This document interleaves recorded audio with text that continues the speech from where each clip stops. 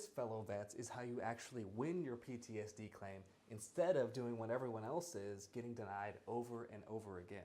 So if you have no PTSD diagnosed in your active duty records, or you've been denied for PTSD previously, guess what? I'm going to show you how to win that. Not only am I going to show you how to win Service Connection, I'll show you how to get paid $1,700 per month or more in the 2024 compensation year, okay? So make sure you lock in. If you like this type of video, subscribe. Jordan Anderson, VA Claims Academy. What's the number one thing, the very first step to a winning VA claim? What's the thing that you need? A diagnosis. Because if you don't have a diagnosis, what are you claiming, right? So you need a diagnosis first. Okay, we went to the psychiatrist, we got diagnosed with post-traumatic stress disorder. Good to go. What next, Jordan? We need lay evidence. You know, this is VA Claims Academy. We do not play around, okay? We play chess and not checkers, and part of that means crafting bulletproof lay evidence. That is our specialty here, right? Whether it's writing custom lay evidence for you or providing you with easy templates so you can go in there and basically write your name on it and personalize them. We need lay evidence, and here's why. In the VA claims process, you get to be your own witness. You get to write your own narrative, present your own, version of the facts, and it counts as bona fide evidence in your claim. So why then is that such an underutilized aspect of every VA claims? Is because no one tells the veterans about lay evidence. No one empowers them with the templates or the information they need to go ahead and craft and translate their true story into what the VA needs to hear. So on this one in particular, since it is PTSD, the VA likes to see the lay evidence turned in on Form 21-0781. I don't know why that is, but they like to see it on that form, so we'll give it to them on that form. Make it easy for them to help you. Here's where most people mess up. This is huge. You have to think to yourself, okay, is my PTSD combat related or non-combat related? Here's how you know the difference.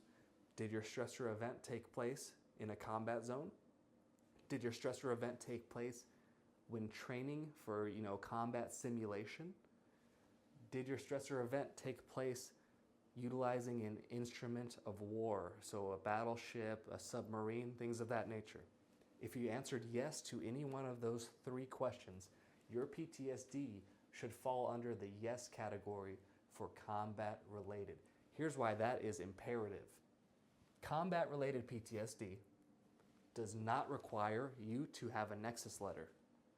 Combat related PTSD does not require you to prove the stressor event taking place. The only thing that you need for combat related PTSD is right here, this lay evidence. Let me tell you what that should contain. Number one, should contain a little bit about how the event took place, okay?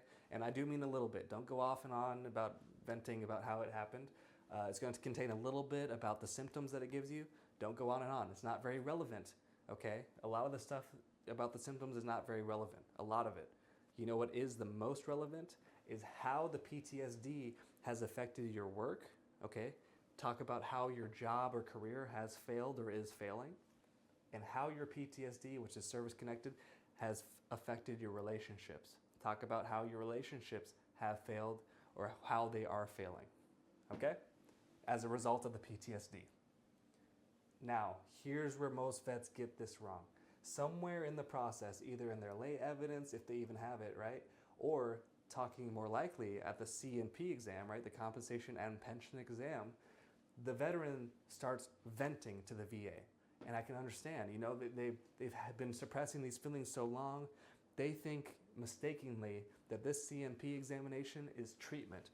This C&P examination is not therapy, it's not treatment, they are not there to make you better. This C&P examination is to use all the evidence to rate you. So when you spill the beans and you spill the tea talking about, hey, yeah, I had this combat-related stressor event, and also I had this rollover accident in a car on base on my, in Arizona. You talk about this and how that also led to my, PTSD. This just went from here with a winning circle. And you said something that puts you squarely into non-combat PTSD territory. What do we have here? We have a poorly drawn stop sign. You know why? Because all of a sudden, the VA is going to be coming to you for proof of the stressor event. Proof of the stressor event. Everything was all good. You were talking about your combat, you were talking about Iraq, you were talking about this, and then you were talking about how you had a car accident on base, and now ever since then you've been afraid to drive. And we just messed everything up. Okay? Because now you're going to have to go, hey, oh, make sure you get the proof. Hey, where's the police report? Where's the report from the leadership? All that. And maybe it was 20 years ago. That stuff is impossible to procure at this point. You just derailed your entire claim and missed out on a 70% on average rating because of the social and occupational impairment because you talked too much. So here's what you need to do. Here's how to fix that. And you can correct it with the supplemental claim. And that's what we specialize in here. First link in the description. So now you're going to go in with this knowledge that, hey, we need to do what we call here at VA Claims Academy, a surgical strike. So you're going in, you know that the VA through this process is not trying to treat you.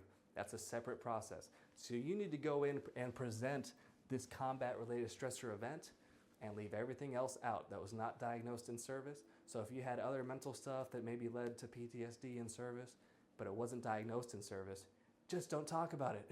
During the C&P exam, just don't talk about that part. You're giving them ammunition to kind of get you.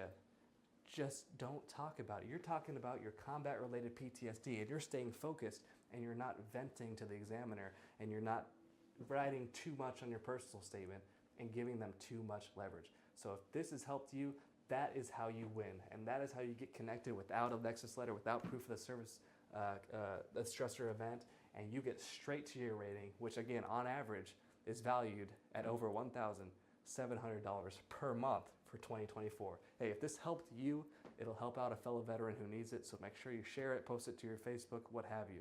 Subscribe, otherwise, I'll see you in the next one. Cheers.